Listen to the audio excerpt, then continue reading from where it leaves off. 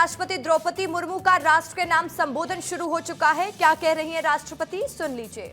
अवधि के दौरान देशवासियों की अनेक पीढ़ियों ने ये सपना देखा था कि एक दिन देश स्वाधीन होगा।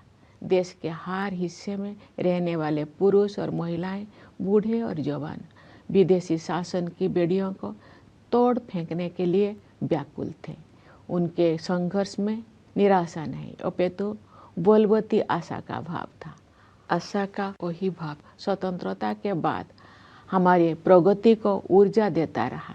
कल जब हम अपने तिरंगे को सलामी दे रहे होंगे तो हम उन सभी स्वाधीनता सेनानियों को भी श्रद्धांजलि अर्पित करेंगे जिनके बलिदान के बल पर 78 साल पहले 15 अगस्त के दिन भारत ने स्वाधीनता हासिल की थी।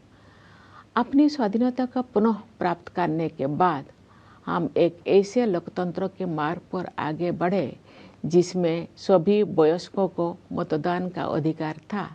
दूसरे शब्दों में कहे तो हम भारत के लोगों ने अपने नियति को स्वरूप देने का अधिकार स्वयं को अर्पित किया। अनेक लोकतांत्रिक व्यवस्थाओं में जेंडर, रिलीजन तथा अन्य आधारों पर लोगों के मताधिकार पर पाबंदियां होती थी, परंतु हमने ऐसा नहीं किया। चुनौतियों के बावजूद भारत के लोगों ने लोकतंत्र को सफलतापूर्वक अपनाया। लोकतंत्र को अपनाना हमारी प्राचीन लोकतांत्रिक मूल्यों की सहज अभिव्यक्ति थी। भारत भूमि विश्व के प्राचीनतम गणराज्यों की धरती रही है।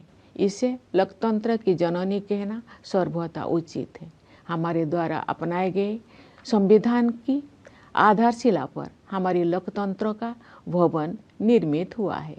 हमने लोकतंत्र पर आधारित ऐसी संस्थाओं का निर्माण किया जिनसे लोकतांत्रिक कार्यशैली को मजबूती मिली।